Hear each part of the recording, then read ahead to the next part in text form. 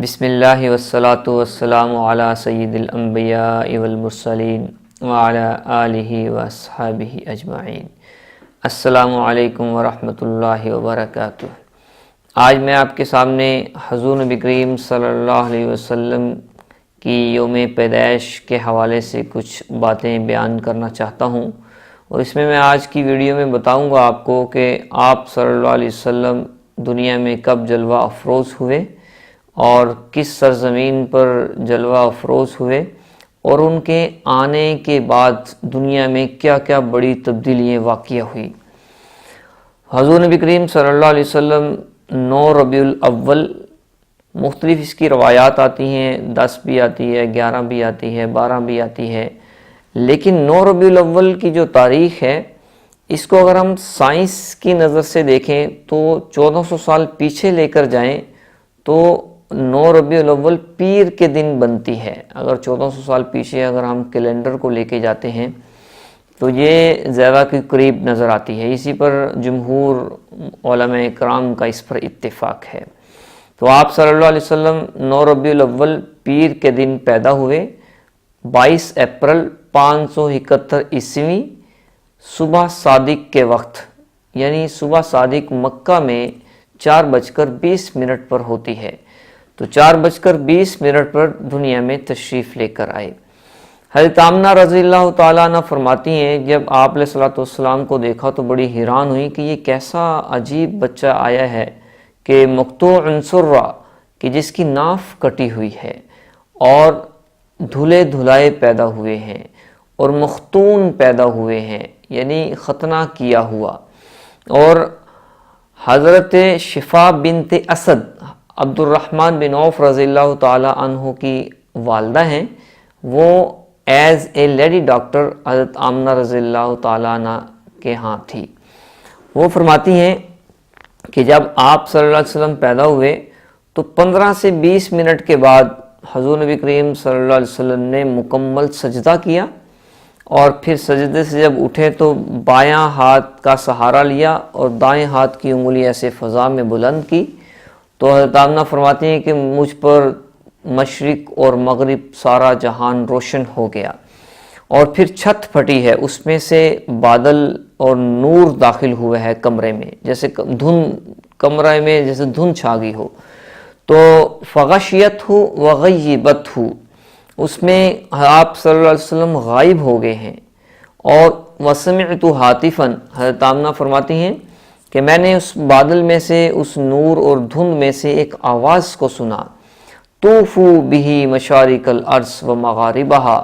کہ اس بچے کو مشرق کی سیر کرواؤ، مغرب کی سیر کرواؤ، لیعرفوا باسمہ و نعتہ و صورتہ، کہ دنیا بھر کے انسان اس کے نام سے متعارف ہوں، اس کی صفات سے، اس کے کمالات سے، اس کے عظم و جلال سے، اس کی عظمت سے متعارف ہوں۔ اور پھر آواز آئی کہ وَأْتُوهُ خُلُقَ آدم، اس بچے کو آدم علیہ السلام کے اخلاق دو، وَفَصَاحَةَ صالح، صالح علیہ السلام کی فصاحت دو، وَاسْتِسْلَامَ اسماعیل، اسماعیل علیہ السلام کی قربانی دو، وَخُلَّةَ ابراہیم، ابراہیم علیہ السلام کی دوستی دو، وحب دانیال،